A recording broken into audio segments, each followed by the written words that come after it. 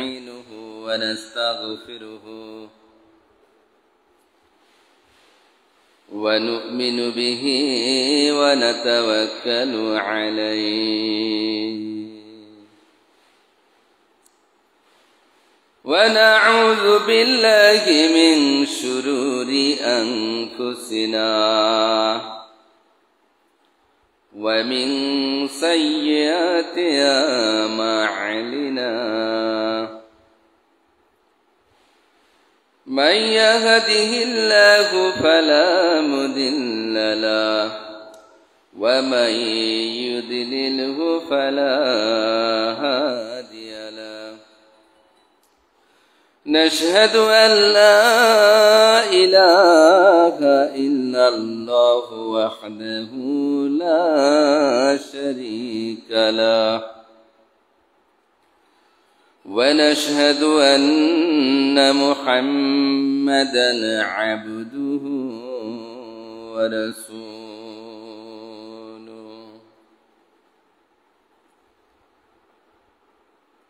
أما بعد فأعوذ بالله من الشيطان الرجيم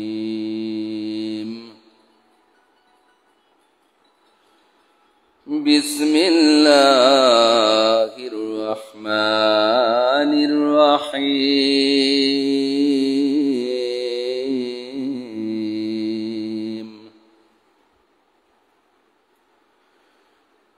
يا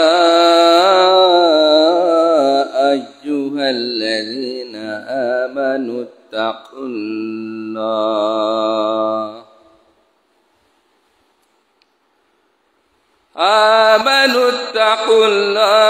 حق تقاته ولا تموتن إلا وأنتم مسلمون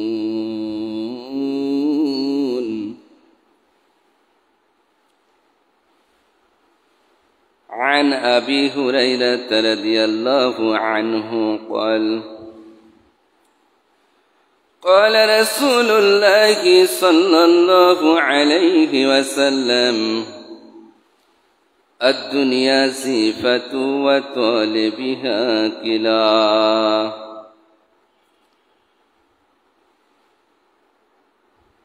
وقال النبي صلى الله عليه وسلم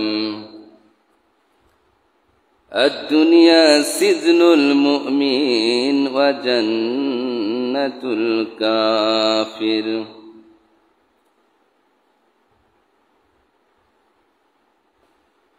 وقال النبي صلى الله عليه وسلم الدنيا مزرعة الآخرة قال الله تعالى إن الله وملائكته يصلون على النبي يا أيها الذين آمنوا صلوا عليه وسلموا تسليما اللهم صل على سيدنا ونبينا وشفينا وحبيبنا ومولانا محمد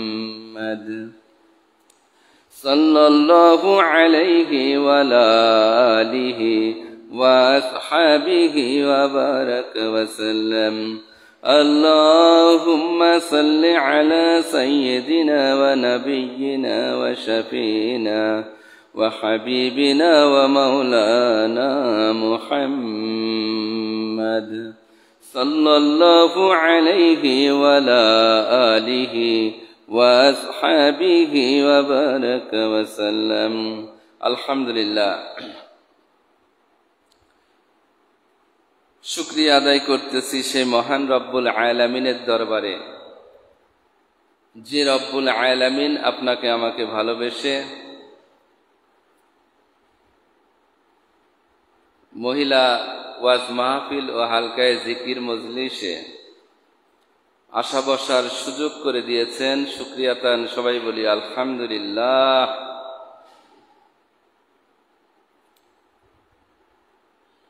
আজকে সকাল থেকেই বৃষ্টি হচ্ছে। এই বৃষ্টির মধ্যে দুর্যোগপূর্ণ আবহাওয়ার মধ্যে যে আল্লাহ রাব্বুল আলামিন আপনাকে আমাকে জান্নাতের বাগান, আলেম উলামাদের মজলিস, মুমিন মুত্তাকিনদের মজলিস,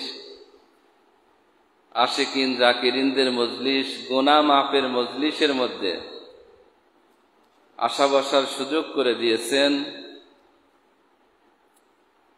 এর শুকরিয়া কিয়ামত পর্যন্ত আদায় করলেও আদায় হবে না। এই মুহূর্তেও অনেক মানুষ, এলাকার অনেক মা বোনেরা যাদের কানের মধ্যে মাইকের আওয়াজ পৌঁছাচ্ছে, কিন্তু তারা জান্নাতের বাগবাগিচার মধ্যে, জান্নাতের বাগানের মধ্যে মজলিসে এখনো আসতে পারে নাই। অনেক মা বোনের কাছে দাওয়াত পৌঁছাইছে, কিন্তু তারা অযথা বাড়িতে বসে আছে, গল্পগুজব করতেছে, টেলিভিশনে মোবাইলে নাচ গান দেখতেছে, আরামের ঘুম ঘুমাইতেছে, কিন্তু জান্নাতের বাগানে আসতে পারে নাই। আল্লাহ পাক আমাদেরকে জান্নাতের বাগানের মধ্যে এনেছেন, এজন্য শুকরিয়াতান আবার বলি আলহামদুলিল্লাহ।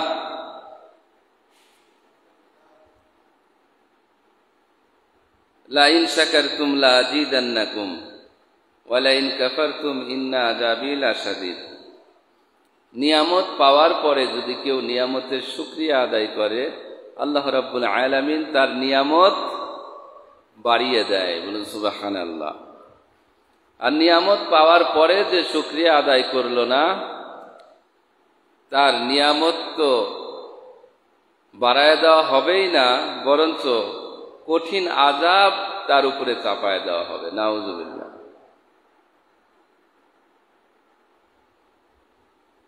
আমরা যে মানুষ, আমাদের সবচাইতে বড় নিয়ামত হইল আমাদেরকে আল্লাহ পাক আশরাফুল মাখলুকাত করে সৃষ্টি করেছেন, সৃষ্টির সেরা জীব। শুধু তাই নয়, আমাদেরকে আল্লাহ রাব্বুল আলামিন মুসলমানের ঘরে বানায় দিয়েছেন।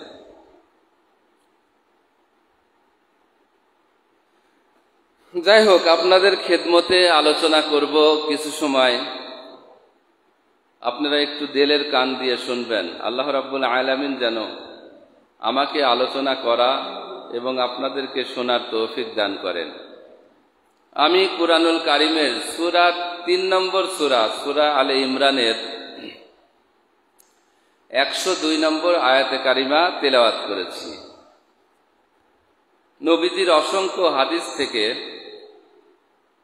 3টি হাদিস আপনাদের সামনে পরিবেশন করেছি। আয়াত এবং হাদিসের দ্বারাই কিছু ব্যাখ্যা বিশ্লেষণ, যা দ্বারা আমি আপনার শিক্ষা গ্রহণ করে আমলের জিন্দেগি করতে পারি। আল্লাহ তৌফিক দান করুন। সবাই বলি আমিন। যেই আয়াতের মধ্যে আল্লাহ রাব্বুল আলামিন ঈমানদারদেরকে ডাক দিয়েছেন, ইয়া আইয়ুহাল্লাযীনা আমানু, হে ঈমানদার বান্দা বান্দিগণ, তোমরা যারা আমি আল্লাহর উপরে ঈমান এনেছো, তোমরা যারা আমি আল্লাহকে বিশ্বাস করো, আমি তাদেরকে বলতেছি, হে ঈমানদারগণ, তাকুল্লাহ, আমাকে ভয় করো, হাক্কা তুকাতিহি, ভয় করার মতন ভয় করো।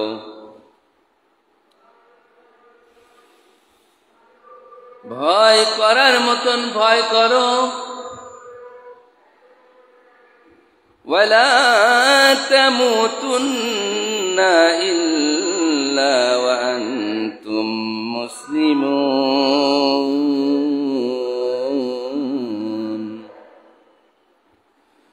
আর খবরদার, আল্লাহকে ভয় করার কথা বলেছেন। তাকওয়া কাহারে বলে?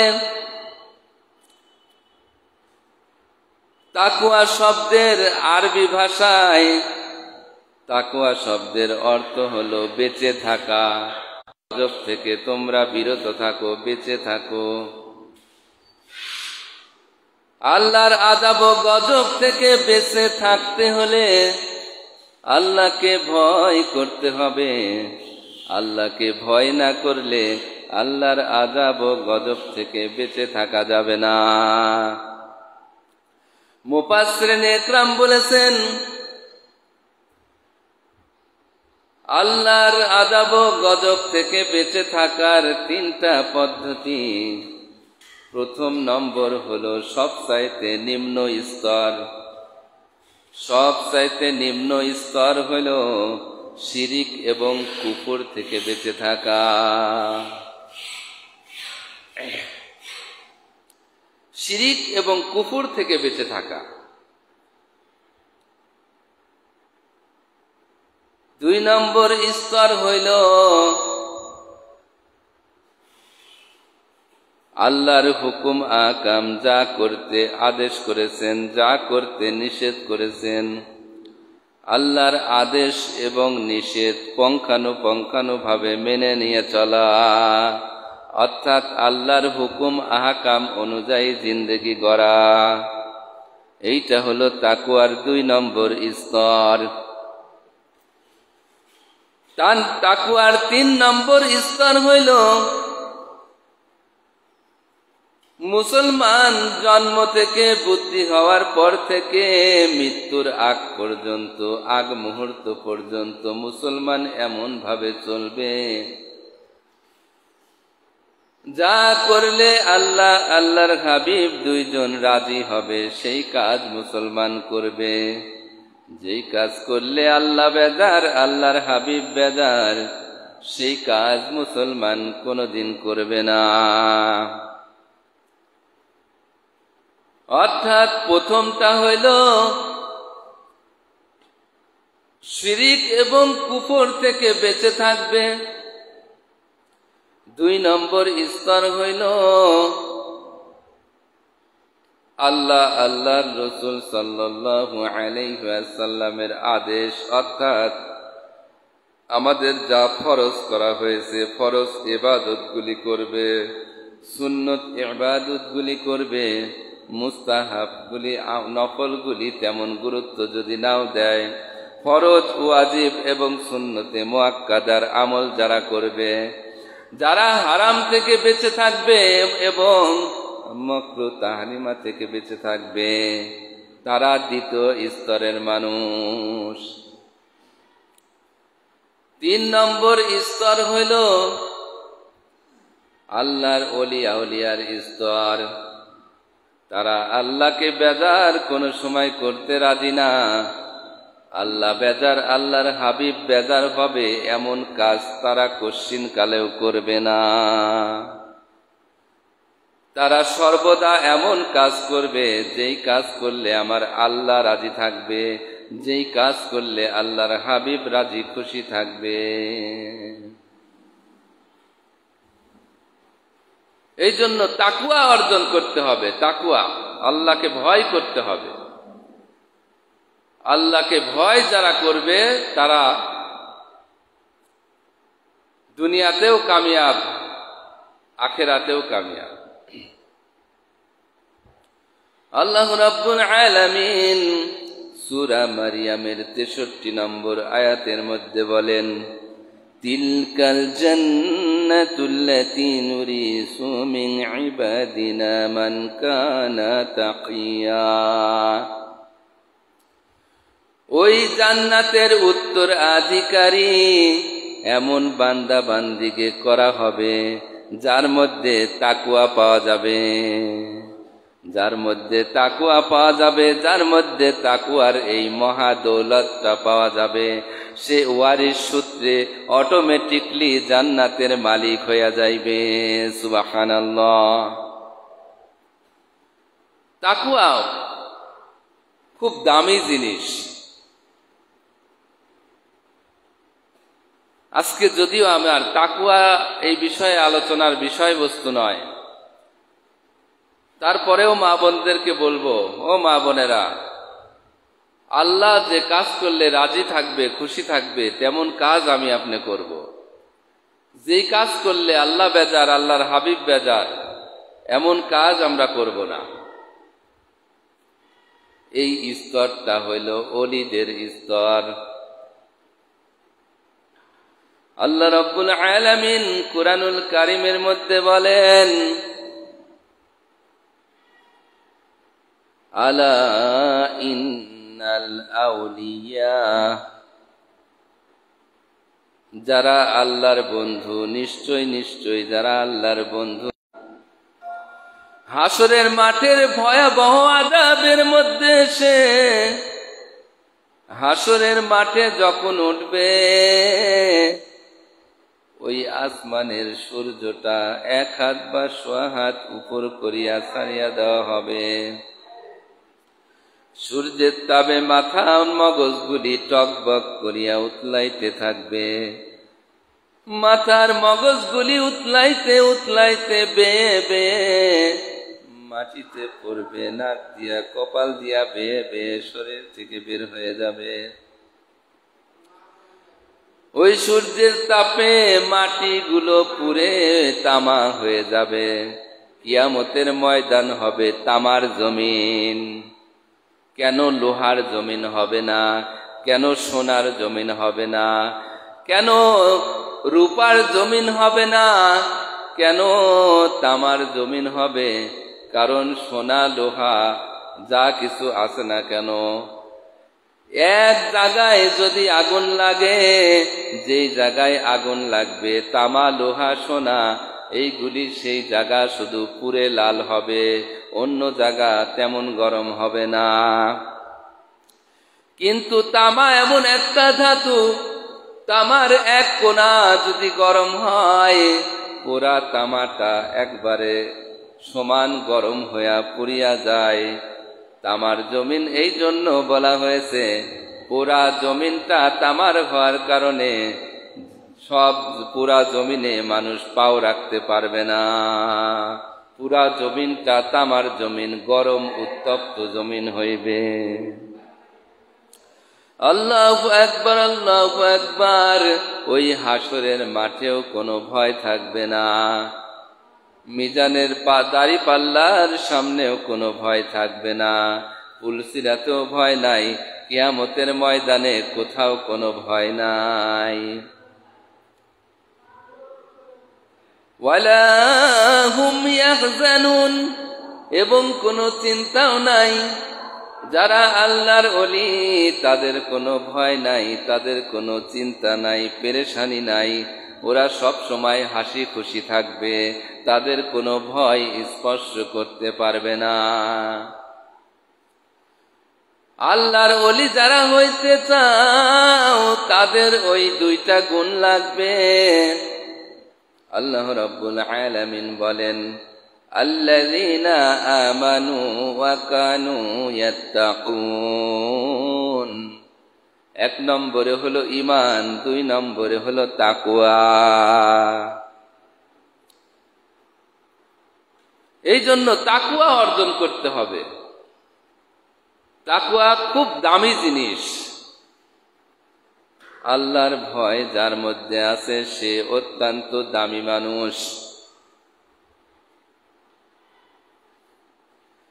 এরপরে আল্লাহ পাক বলেন, ভয় করার মতন ভয় করো, যেমন তেমন ভাবে ভয় করলে হবে না।